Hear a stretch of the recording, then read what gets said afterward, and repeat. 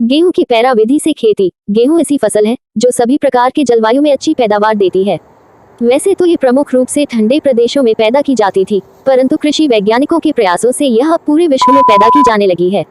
वर्तमान युग में इसे खाद्यान्नों के राजा की उपाधि से नवाजा गया है।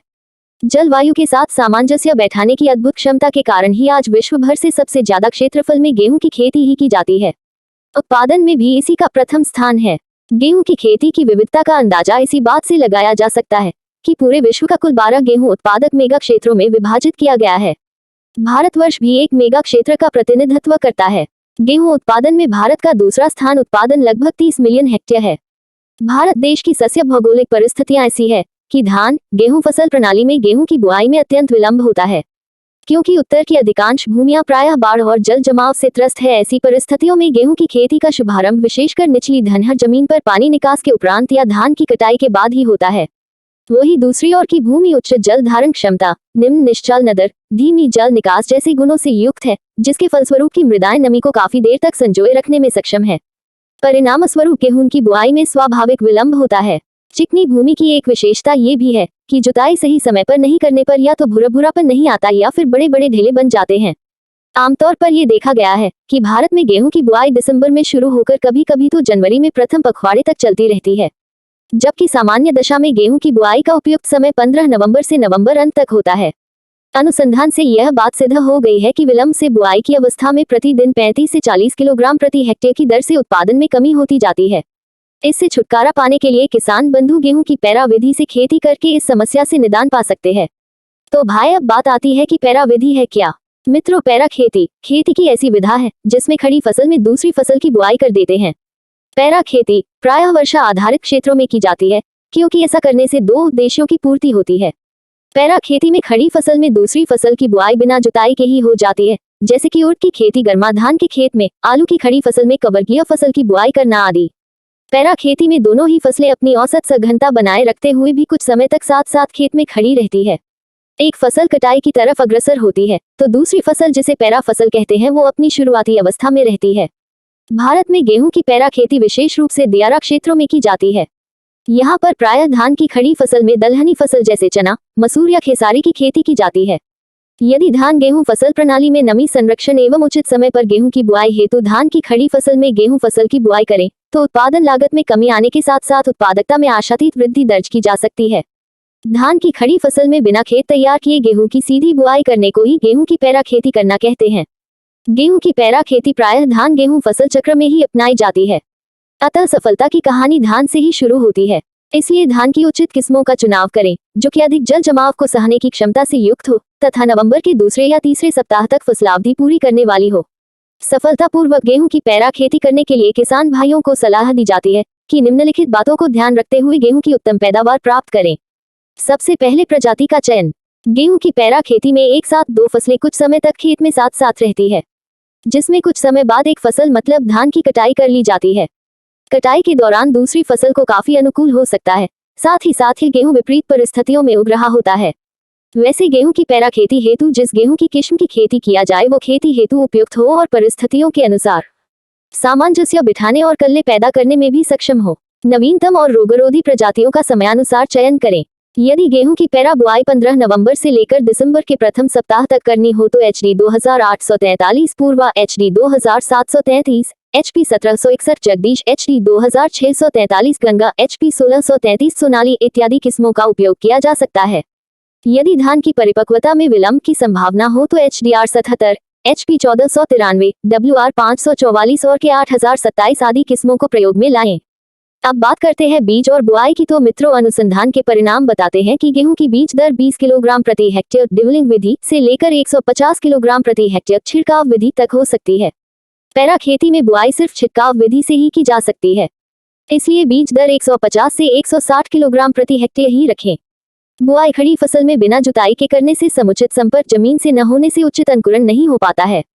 और सबसे जरूरी सावधानियां क्या रखनी है इसमें वो जान लीजिए। अतः इसलिए बीज का चुनाव करते समय ये ध्यान जरूर रहे कि उसी बीज का चुनाव करें जो कि स्वस्थ हो और अंकुरण क्षमता किसी भी दशा में 80 से 85% से कम न हो। बीजों को सर्वप्रथम 0.5% नमक के घोल में डालकर छान लें। घोल में ऊपर तैरने वाले बीज सूत्रकृमि से प्रभावित होते हैं। तदुपरांत बीज को बीटावैक्स G696 या बेनलेट नामक रसायन से 2.5 ग्राम रसायन प्रति किलोग्राम बीज की दर से उपचारित करके छाया में सुखा लें।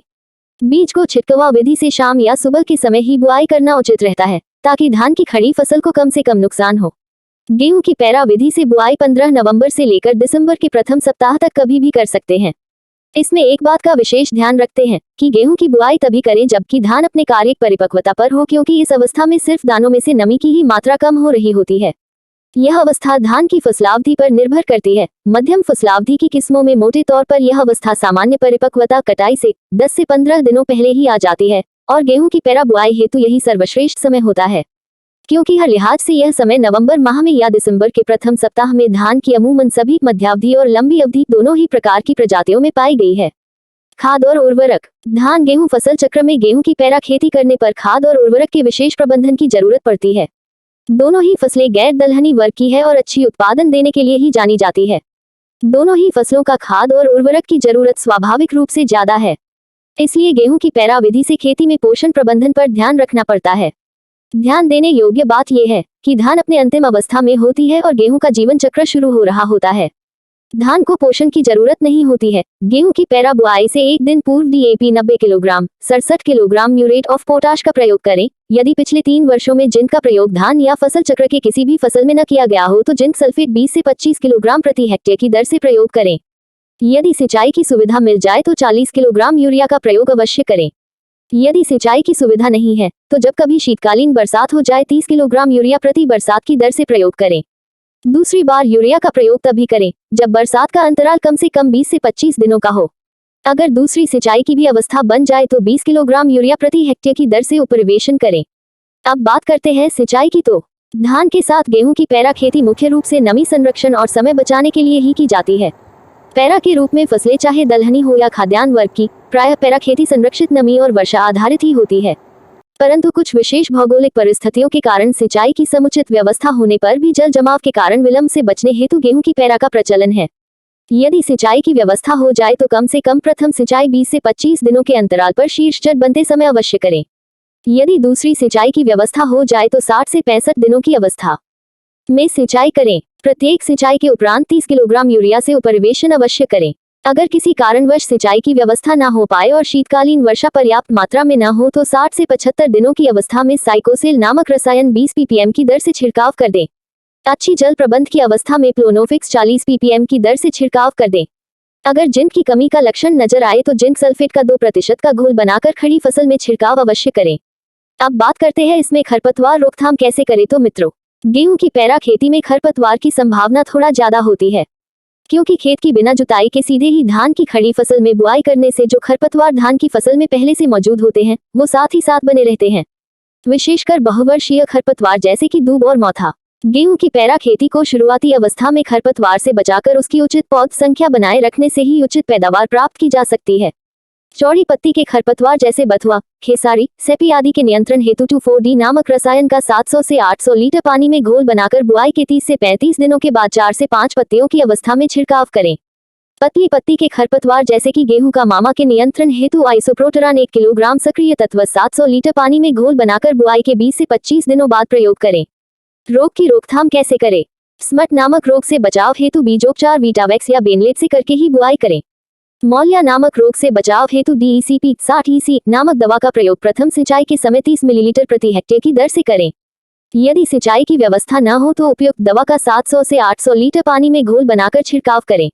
बाकी सभी कवक जनित बीमारियों रुई करनाल बंट चूर्णीय आसिताप से बचाव हेतु डाइथेन M45 या डाइथेन 78 नामक रसायन का उपयोग 0.2% की दर से अर्थात 2 किलोग्राम रसायन 1000 लीटर पानी में घोल बनाकर छिड़काव करें। कीट और पतंग रोकथाम कैसे करें। मित्रों, गेहूं की पैरा फसल में कीट पतंगों का प्रकोप बहुत ही कम होता है। शुरुआती अवस्था में कदुआ कीट बहुत ही ज्यादा नुकसान पहुंचाते हैं। इसके बचाव हेतु एल्ड्रीन या क्लोरोडान नामक दवा 20 से 25 किलोग्राम प्रति हेक्टेयर की दर से प्रयोग करें। मौसम अनुकूल न रहने पर माहों का प्रकोप किसी भी अवस्था में हो सकता है। यह एक रस चूसक कीट है जिसके बच्चे और वयस्क दोनों ही नुकसान पहुंचाते हैं। बचाव हेतु डाइमेक्रान 100 EC 300 मिलीलीटर की दवा 600 से 800 लीटर पानी में घोल बनाकर प्रति हेक्टेयर की दर से छिड़काव करें। चूहों के प्रबंधन हेतु जिंक या एल्यूमिनियम फास्फाइड की गोली को चूहा के बिलों में डालकर अच्छी तरह से बंद कर दें। गेहूं